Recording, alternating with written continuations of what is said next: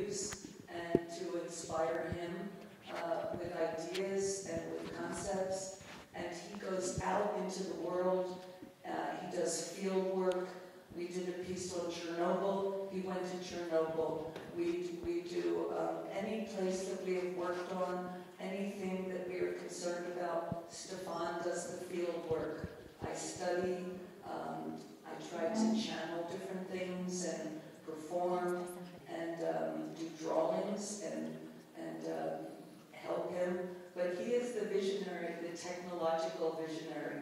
So together we're a good team. I'm very 20th century, he's very 21st century, and we both love all of history. So we just work simpatico.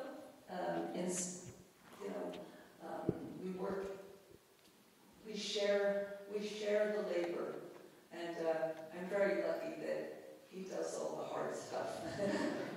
But I do everything I can to do my part, and very proud of our work together. Bueno, en realidad él es el que hace todo el trabajo duro. Yo trato de ser una musa para él, hacer investigación, pero en realidad es el que sale allá, hacer todo el trabajo duro. Yo me considero una persona del siglo XX, él es una persona del siglo XXI, ahí entramos en sincronía y pues estoy feliz de poder trabajar con él. It reflects, it's what is called correspondence, ongoing conversation we're having with Patti. We met in a plane more than 10 years ago by accident. We were sitting next to each other. And since that, we never stopped talking. Talking about art, talking about environment, talking about poetry, cinema. And this ongoing conversation, this correspondence we're having, is what we're going to see today. At the performance and as well as the exhibition. It's this inspiration that we're having with each other when we're talking and spending time to walk and to talk and talk. And this is how it happened. I go in places inspired by our conversation. I record the sound, I bring back the sound to the studio to Patti. Patti listens to the sound, immerse herself in it, and write her poetry. And so those pieces that we're going to listen, they look like a movie. They're like a movie with no image yet. So it's like a long traveling around the world in different places, talking about environments again, and all that we have to talk about. And a lot of coffee. And a lot of coffee. Okay, how we start today. Bueno, lo que vamos a ver es realmente, yo conocí a Patti en un avión hace 10 años y desde ese momento no hemos dejado de hablar y pues realmente eso es lo que se va a ver en el trabajo, esa correspondencia realmente que hemos tenido. Es a través de nuestras conversaciones en el arte que me ha inspirado o me ha llevado a ir a buscar sonidos que yo llevo de vuelta a Patti, lo cual la lleva a ella a escribir, a meter su parte. Y eso es lo que vamos a ver, ¿no? Es una película sin más. Precisely about this process. What I'm trying to say is, I would like to talk about the role that attention and connection and empathy plays in your creative process. Not just as the creation of a genius or of a mind that just connects and brings on ideas, but people that go to places, go listen to things, learn about things, connect with things, and then bring some new creations.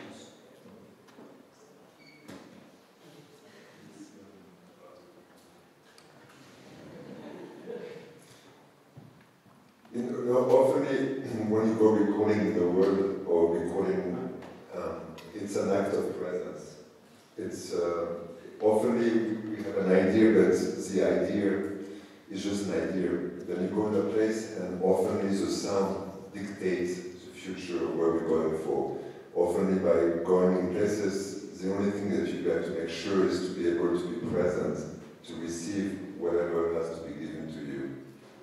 And I think when I bring back the sound to Patti, is the same ability that Patti has with this exceptional sense of empathy and talent to immerse yourself into the sound, and I think I'll talk about it.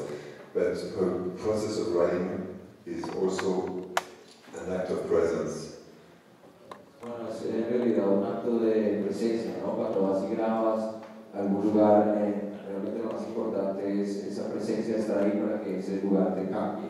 Y eso es lo que le dio a Patti, porque realmente es lo que usa Patti para hacer su trabajo y la inspiración. Pero es una cuestión de presencia. Also, Stefan brings to me all the sounds of a place, whether it's Chernobyl or the Black Sea, where Medea came from, the area where Pasolini was assassinated, all these different places, and I listen to his sonic landscape. And as a performer, I'm not a great singer, but I am a good channeler. I can channel things in a very minor shamanistic way. So I will listen, and I can sense, when we did one on Medea, I studied her, but when I heard the sounds that he brought back, I saw her whole life unfold, and I could speak as her. And this is something that we do. That is my part. That is the part that is most challenging physically and emotionally and mentally, but very rewarding, because I cannot travel like he travels. He will go up into the sacred mountains of India, into the caves of Mexico, wherever he goes, into Chernobyl. I cannot do that, but I can sense and feel the world of these worlds through the sounds and landscapes, sonic landscapes that he has brought me. Bueno, es a través de los paisajes sonoros que él me trae a mí que yo logro, y este es mi talento, porque no me considero una gran cantante, pero considero que soy una persona que puede canalizar muy bien esos mundos y esos escenarios, escenarios sonoros que él me trae realmente para traerlos a la vida, como plantea el caso de Medea, que ella lo estudió y todo, pero es cuando él regresa de esos viajes, los cuales ella desafortunadamente no puede viajar tanto como él, pero es cuando él trae esos, de nuevo, escenarios sonoros o paisajes sonoros que logra canalizar pues a ese personaje o a ese lugar para hacer lo que hace. Me gustaría hablar sobre algo que menciona Patti, es este carácter chamanístico como de la canalización y como el trabajo que está haciendo. Me gustaría saber en dónde traza ella que inicia esta relación como mágica con la creación artística, es decir, en qué punto empieza a mezclarse algo mágico y algo místico con el trabajo que hace y cómo ella misma se entiende como artista. Okay, regarding this channeling, almost mystical process that we see in you, how do you see yourself going into this activity? How do you see yourself in this connection? And when you actually, it's kind of like a mystic thing, when you can actually, as you say, channel these characters or these places. How's that process for you? Well, I'm not, when I say shamanistic, I mean little shamanistic. The person who told me, explained what I do to me was the writer William Burroughs. I knew him when I was young, and he watched me perform, and he explained what I was doing. And I think it's a product of having a very open mind and I don't have any dogmatic beliefs. I have no religion. I'm not nationalistic.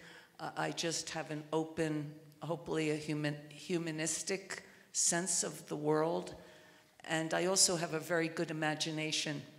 And I study. So the work that I do with Stefan is a product of study, imagination, and some kind of spiritual gift. And as I said, though, just little. I'm not claiming to be a great mystic or anything, but I do have a certain small gift that is useful to our work.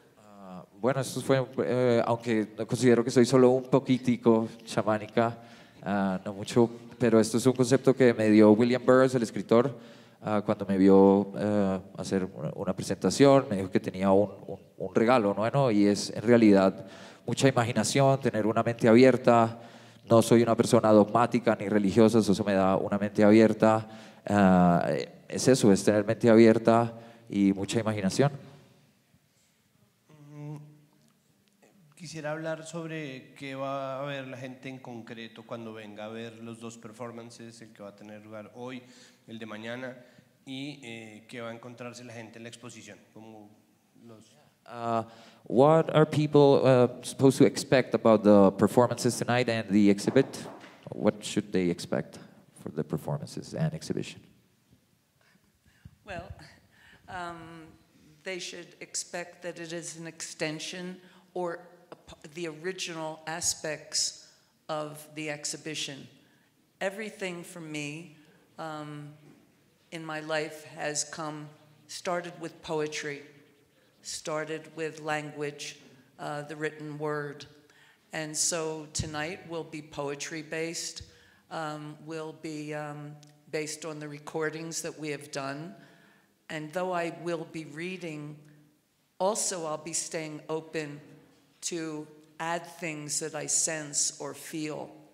I know it's a lot, very demanding on the public because it's so much language, but hopefully the emotion will come through, and the rest of it I will let Stefan explain. I know that I'm well known as a singer, but I didn't start out as a singer. I'm not trained. I don't really play any instruments. I started as a poet who performs. So I will bring that same energy in performing or delivering the text that will be part of the visuals, which I'll give to Stefan. Ok, bueno, esta noche podremos encontrar lo que va a ser una extensión pues, de la exhibición. Muchos no lo saben, yo soy conocido por ser cantante, pero en realidad yo empecé como una poeta, así que eso es lo que vamos a traer, lo que va a haber esta noche, y que aunque vaya a ser de pronto pueda ser un poco difícil por la cantidad de lenguaje, pues así va a ser. Igual estaré abierta para lo que pueda pasar en ese momento, y eso es lo que va a venir, mucha poesía, y dejaré que Stefan continúe explicando el resto. Bueno, aquí ya vamos a empezar la parte de preguntas de los medios. Son 10 preguntas, entonces por favor alcen la mano, les vamos llevando el micrófono. Solamente recuerden, esta noche, mañana en la noche, hay performances de Patti Smith y el Soundwalk Collective, y desde el 26 se abre la exposición Correspondences, que por decisión conjunta entre el Soundwalk Collective, Patti Smith y el Centro Nacional de las Artes de Zapato Olivella, va a tener la entrada gratuita de aquí hasta octubre. Entonces, pues para que sepan, obviamente, invitar a sus audiencias. Entonces, bueno, empezamos. Because time is going on, we're going to start with the questions, so we can move along. I just wanted to say that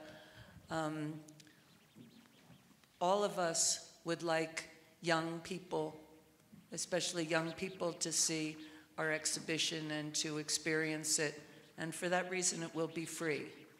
And I think that it's very, very important because our work is concerned with the process of art and poetry, but very importantly, climate change and what is happening to our world right now, right as we speak.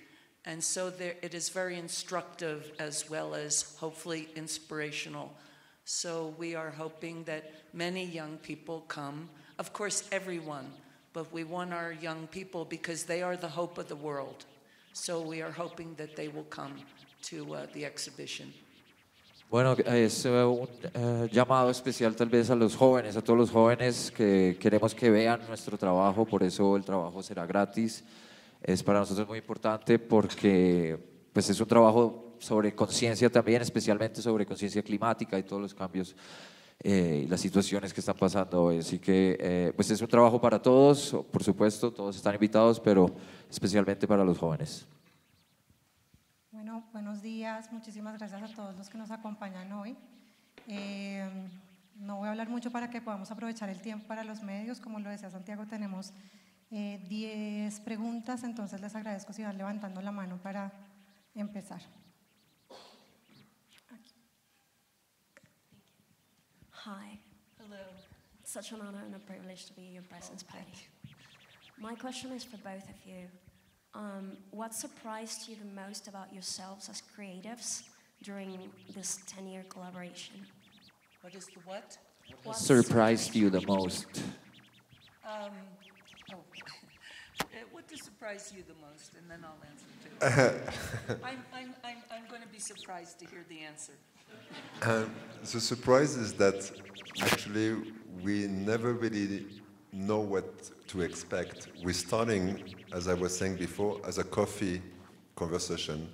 And oftenly we go in places that, you know, of course we have a vague idea where we want to go, but the way it unfolds and how it becomes a piece, it's a mystery. And I think this is where the surprise is to keep the sense of mystery and that the piece, in a sense, will manifest itself. Bueno, algo sorpresivo es que en realidad este proceso empieza, como habíamos dicho, como con un café. Aunque sí tenemos alguna idea de hacia dónde va, pues como el asunto se desenvuelve, es realmente sorprendente.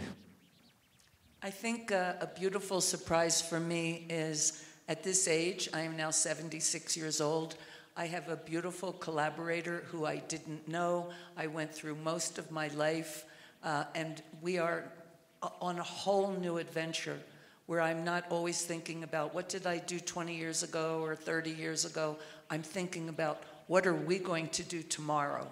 So that is a beautiful surprise to me that I have a guaranteed collaborator probably for the rest of my life. Bueno, para mí la sorpresa es realmente tener este colaborador y poder ver los proyectos, desde que empecé con esto, ver los proyectos hacia adelante y no estar pensando acerca de lo que toqué hace 20 años, sino en realidad tener proyectos hacia adelante y espero que sea por el resto de la vida. Eso es muy sorprendente para mí. Hi. Yo estaba pensando un poco en Occidente, estamos acostumbrados a una suerte de jerarquía de los sentidos en el que la vista tiende a primar por sobre los demás sentidos. Yo quería hablar un poco sobre la importancia del sonido para informarnos en el contexto en el que estamos y pues de ver y estar, de hecho, en un sentido presente en el mundo, además de la posibilidad que tiene el sonido más allá de pues, el storytelling, de contar historias. Okay, well, we are here in the Western world. We're very visual. I believe that's what he said. So he'd like to know about your appreciation of sound and how can sound really take us somewhere else other than our usual sight customs. I think you should talk about how visual everything is. Yeah, it's true that we're living in a world where visually we are overstimulated visually. But there's a power with sound, and the power of sound is that it's everywhere, and it reveals and releases a lot of memories and past memories. Oftenly, sound is something that we don't pay so much attention, we take it for granted, but its power of evocation is immense. Es cierto que en Occidente somos muy visuales y se nos olvida a veces el poder del sonido, de lo que puede evocar, ¿no? De los recuerdos que nos puede traer. So oftenly, what we do, we make an image and we look for sound or music as a soundtrack. Here we reversed entirely the concept. We started with sound and music and text and poetry, and then we looked for image after. So this four is not sound slave to the image, but the opposite. Sound started, and then it dictates the choice of image. Bueno, generalmente nosotros tenemos una imagen y le queremos poner sonido, así funcionan generalmente las bandas sonoras, ¿no? Pues este es un proceso contrario, donde encontramos el sonido, encontramos la poesía y luego es a eso a lo que le vamos a poner la imagen, no la música o el sonido esclavo de la imagen, sino al contrario.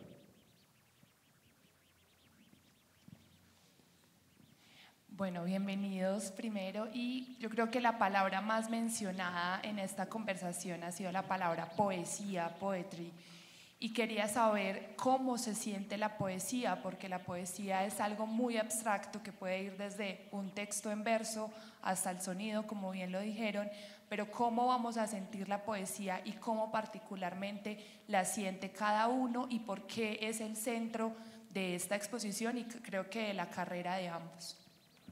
Well, the most mentioned word here was poetry, so we would like to know, what is poetry for you? How do you feel poetry?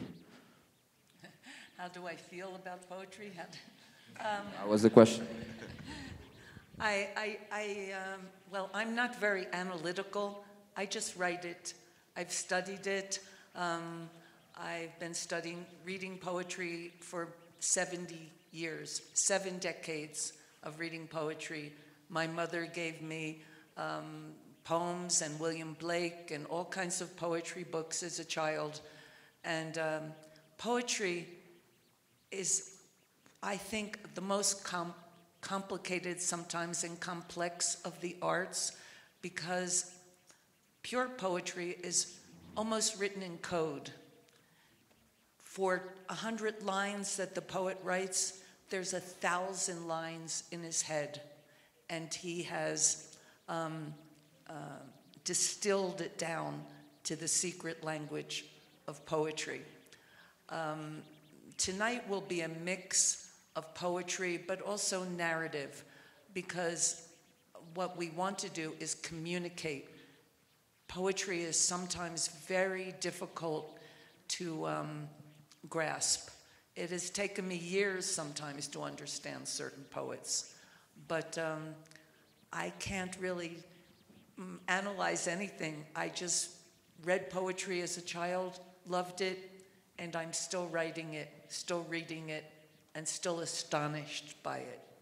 Bueno, trato de no ser muy analítica, no soy muy analítica, pues llevo 70 años estudiando y haciendo poesía desde que mi mamá me dio libros de William Blake, poemas de William Blake.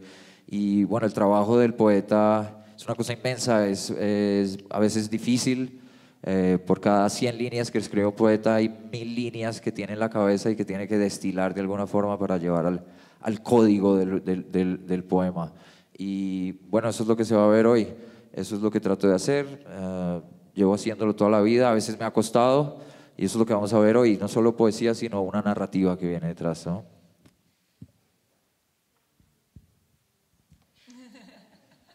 Good morning. Good morning. It's so great to be able to see the human being behind the songs that I played way back then on the radio stations I worked for. Thank you very much. Poetry and music always seem to be one way or another united. There's always the cadences in poetry that makes music. You have done that beautifully. But now you are involving the visual parts, added visual parts to this poetry. How does that work? Well, I think, as Stefan said,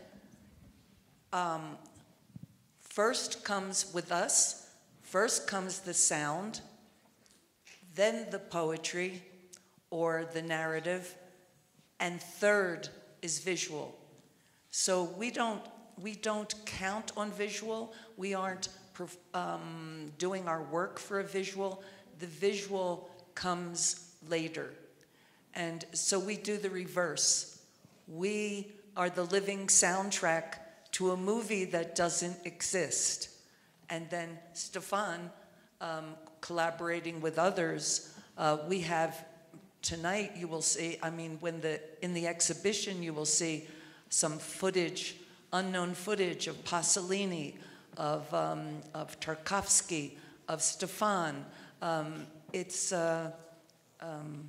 But that is, if we didn't have it, we would still be able to do our work. But I love this synthesis of all three things, of image, language, and sound. It puts a girl like me into the 21st century. Bueno, un poco la pregunta era cómo entra, estamos acostumbrados a la poesía y a lo musical y a esa combinación también que ha hecho Patti, pero cuando ahora hablamos de lo visual, ¿cómo ha sido ese proceso? Y responde que, pues en realidad, como se dijo antes, primero viene la música, luego viene la poesía y la imagen viene después. Es más, puede existir sin la imagen, ya existe sin la imagen es algo terciario si se quiere, aunque me encanta pues la combinación de las tres porque pone a una chica como yo en el siglo XXI también. How about this you, the one who raised her hand like this, you. What do you want to ask? And then the other person. Yeah. Thank you. Buenos días. Hello. My question is for Patti, even though I'm a big fan of your work too. Okay, I have so many questions for you because that's the thing with being a master and being an artist. So I think I'm just gonna go with the flow, and it's like you said, this. Like I would love to know. Yesterday, or I don't know when you landed in Bogota. Yesterday? Yeah. Yes, yeah. What was the first perception that you had when you first arrived here in Bogota? Like, what was that feeling? Because, yeah, I would love to know that. I can say two things. Arriving in Bogota, I had trouble with the altitude immediately. I was going through to immigration. It's a long walk, and I usually walk really fast, and I was, because I had this difficulty, and truthfully, it was difficult yesterday, but simultaneously, I experienced the beauty of the city, the clouds, the mountains, the opera house, the museum, but most of all, the kindness of the people. I am only here today because I was truthfully a bit sick yesterday because so many people that I never knew, except for Santiago, but people I never met, helping me, offering me ways to help me with some oxygen, with some homeopathic drops, with care, with just patience. And so what is my first impression, besides the beauty of the city, is really the kindness of the people. I will never forget that. And even all of you here, this is very unusual to have so many people in the press interested in what one is doing. We've never been to Colombia, and to have such a welcoming, that says it all. So that is my impression, is that the people are, strong, independent, and loving. Bueno, mi impresión sobre Bogotá fue, bueno, al principio fue difícil por la altura, claramente la caminada de migración es larga y me iba ahogando, la pasé un poco mal ayer, pero inclusive hoy me sentía un poco mal, pero ahí viene la segunda parte, la amabilidad y la gente aquí en Bogotá nos ha recibido de una forma increíble, ver a toda esta gente interesada en nuestro trabajo es realmente conmovedor. Así que, bueno, claro, la ciudad es divina, las montañas, todo, pero la gente fuerte y amable.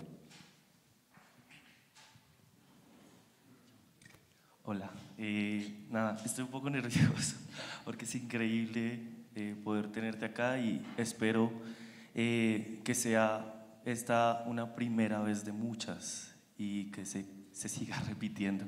Y nada, como para hablar un poco de esto que dijiste al final sobre la juventud, yo quería preguntarte cuál es tu sueño o cuál es el sueño que nos quieres compartir para el futuro y sobre todo cómo eso nos atraviesa a nosotros los jóvenes. Y ya, muchas gracias. Okay, well, he's very nervous, very thankful of being here, and hopefully this is the first of many of you here, of many times of you guys here. He wants to speak about, you mentioned something about this being directed some way for the young. So what would be your dream to leave, or the message you want to leave for young people, towards young people?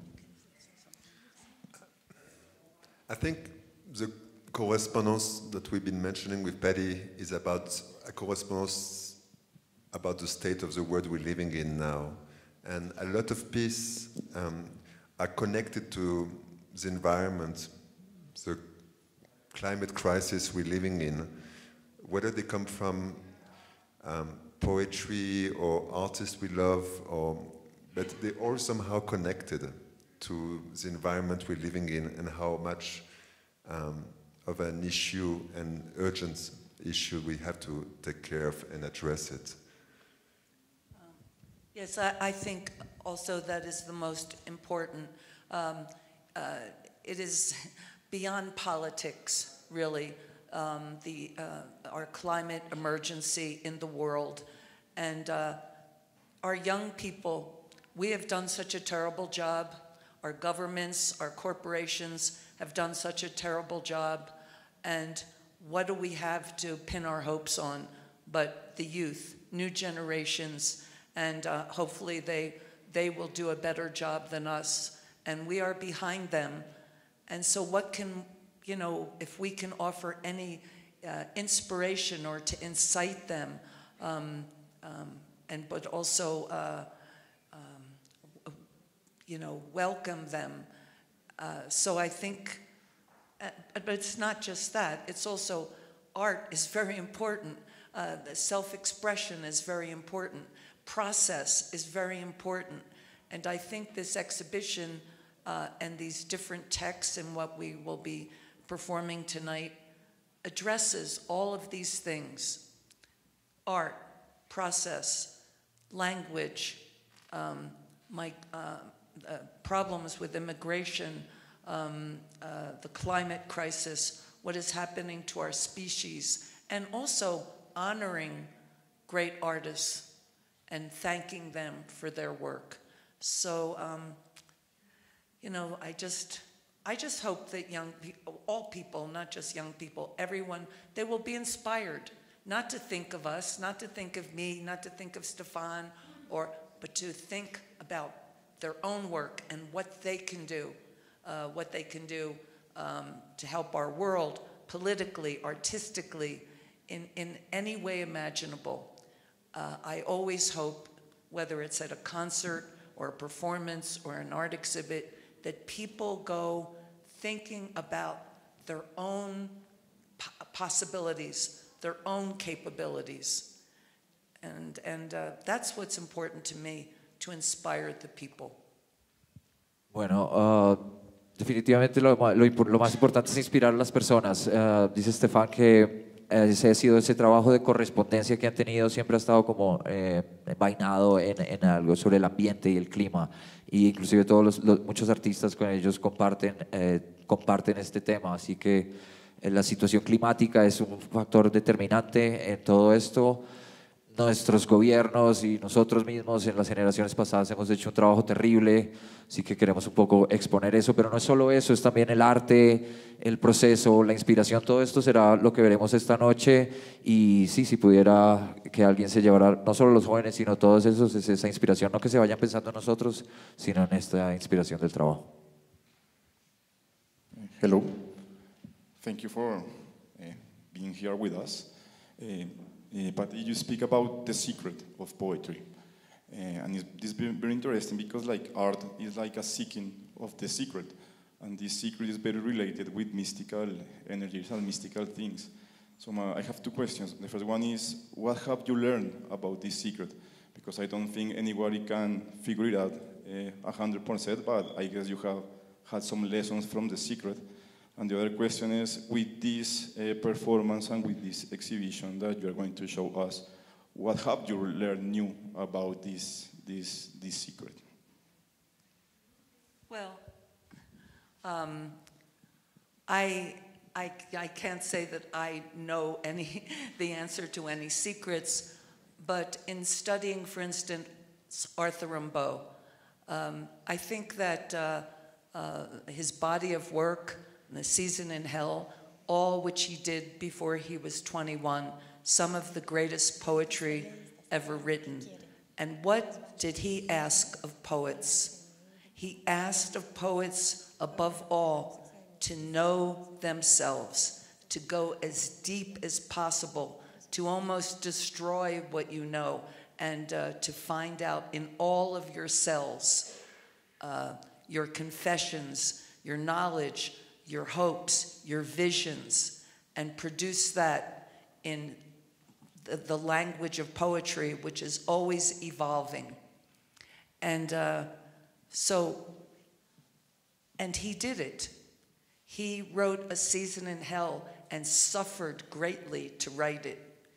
And so he did what he asked of others to do. I can't say what the secret of poetry is, but for me, that has been a secret to writing the best that I can write, or offering the best that I can offer, is to go as deep as possible. Not to be clever, not to be technically skilled, but to offer just the lowest and highest part of yourself. And the other question, what was it? I don't remember. He hasn't asked them yet. I don't think he has asked it yet, the second one. What did you learn about secret? I'm always learning. What I'm learning, everything we do is unlocking a secret. Because every time I listen to the work, the soundscape that Stefan has given me, a secret, something is revealed. It's also part of the channeling process. And it's not perfect because it's improvised and might need editing later, but we don't do that. We just work with the rawest material. And so every time we work, something new is revealed. You know, there are many secrets, there are a million secrets. So you solve one and another comes right on the tail of it. Thank God. Bueno, que he aprendido muchos secretos, pero hay otros 1000 más, ¿no? Y trabajando con Stefan, sin duda en ese proceso se van aprendiendo cada vez pequeños secretos. No sabría, yo no digo que he descubierto el secreto de la poesía, pero pues, quisiera hablar de Arthur Rimbaud y cómo él decía que realmente para poder entregar ese arte, para poder hacer poesía, hay que ir muy dentro, muy profundo dentro de uno, sin tratar de ser pretencioso ni nada, sino que ese será el verdadero arte cuando logras llegar allá adentro. Y por ella menciona una temporada en el infierno que él escribió, que es donde él realmente, ella dice, logra hacer ese trabajo de profundización y de entrar ahí adentro, y es en ese momento donde logras llegar allá y presentar eso, que puede estar el secreto, pero como dice, hay 1000 más, y cada vez que vas trabajando resuelves uno y encuentras otro.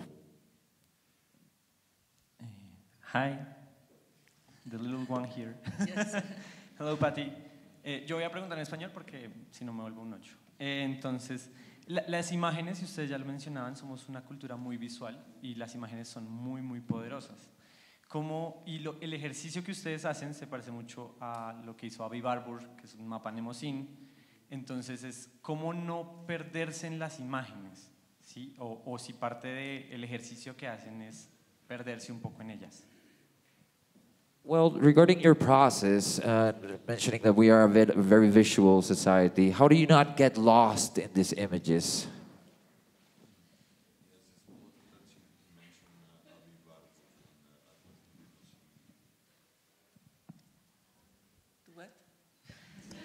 sorry, couldn't hear. I think the good point of his question is that he's mentioning Avivar, which is a historian of art that is putting a lot of images in Athens, and he's saying like how to be lost in all these images. Well, I mean, I think that I'm not an expert on these things, but I find this kind of grammar using many images. Jean-Luc Godard has done it. Many great artists have done it, and now it's being, developed. This isn't a good question for me because I don't really know the answer. I'm just saying that for me, when I saw Godard do, what was that called? The film he did that has so many, just image after image after image. It's like the history of cinema. The history of cinema, Godard did, and I was like mesmerized, and our brain is like a computer, so it's processing all of this. People are scrolling on their phones and seeing image after image. So I think if an artist can do it in a very instructive and inspirational way, that's probably good. But maybe you understand this question better than me. Like I said, I'm still going to museums looking at Picasso's, so I'm... so do you answer it better? No, maybe not better. But oftenly in the movie you will see an installation, there are archive image or footage image that we have collected to edit those pieces. And oftenly they question the nature of the image.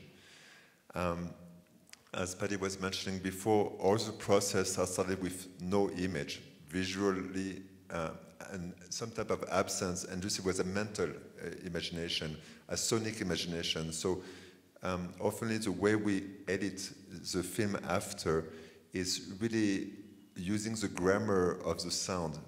And sound often cannot be directed the same way that an image can be directed. It cannot be controlled the same way. It's a fluid, it's a vibration sound. So often we have to surrender to the sound, and the sound dictates the direction, the path, the secret to be revealed. And so in this situation, the image is at the service of the sound. Bueno, fue una pregunta difícil de responder, pero generalmente, como ya dijimos en nuestro proceso, la imagen viene después, inclusive cuando estamos editando, precisamente porque la imagen está supeditada a lo que viene antes, al sonido y a la poesía.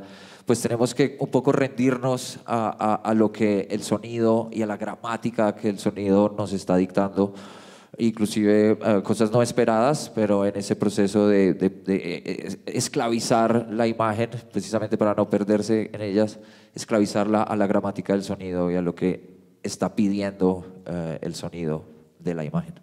I would like to say something. We are now past our time, and we have to prepare for tonight. But I thought it would be nice to sing a little poem for you in my gratitude. It's just a little thing. It's just small. Why I chose this, it's just, it started out as a little poem I wrote for my daughter when her father died. Her father died when she was only 7. And so I wrote this for her future. It's a little song that addresses, but it's for everyone, the difficult things in life. But also, as it addresses the difficult things in life, it also is a prayer for joy, for freedom. So it's just little. I will try to sing it. I have to stand up though. Nos queda poco tiempo, así que quisiera cantar alguna pequeña poema que le escribí a mi hija de 7 años cuando su padre murió. Y aunque es acerca de tratar con esto, también se trata de, bueno, de la vida y de la inspiración. Así que aquí va. Okay. I was a wing in heaven blue, on the ocean, soared in the rain, but I was free. I needed nobody.